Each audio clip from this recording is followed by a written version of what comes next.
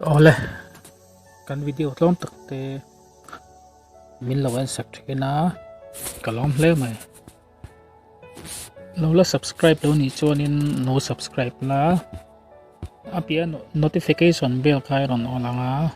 ola khan men ta sak vela video ko upload therapy ngaron en thenan o ti chonin video te thai ti ni chon like ka minan ti sak vela la ti chon comments ka an hu chia bok la ti chonin i thian te hna na mo group yom na me share sak la kalom hle o kan tum ra ma lu dang o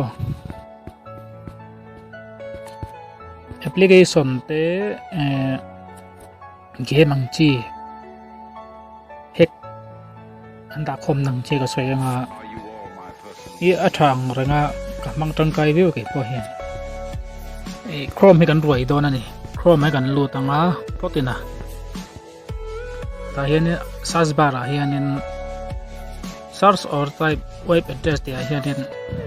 kan type don ani ta hian in happy mode apk download last version te hi chunga insert sang phen o ti chonin hatan na chung brain in lu tanga dain in lu tanga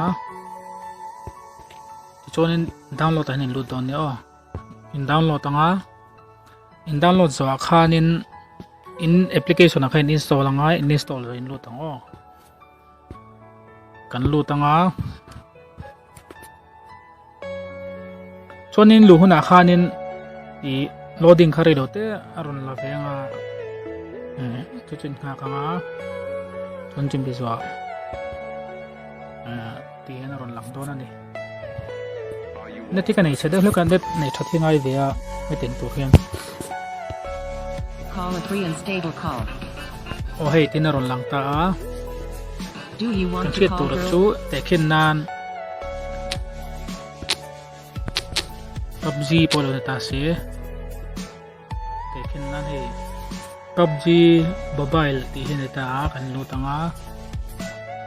interesting tu chu ta hen square lo ti kan thadon ni o motom hi amot lo ti kan thadon ni download na ula amot lo ti kan thadon ni online de rang chon amot lo ml polo ni ta se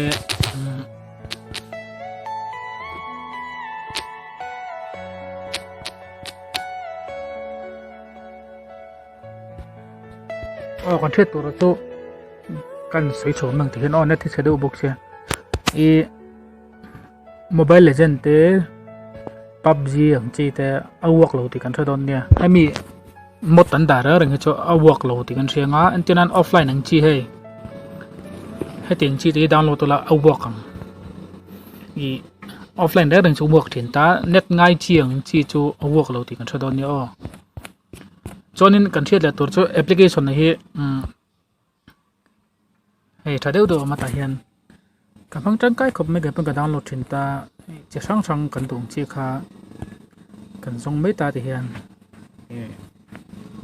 in download tanga nang ni point ti hian in lo mang venga la ka picture ta po he thalut tuk ta ni ti chonin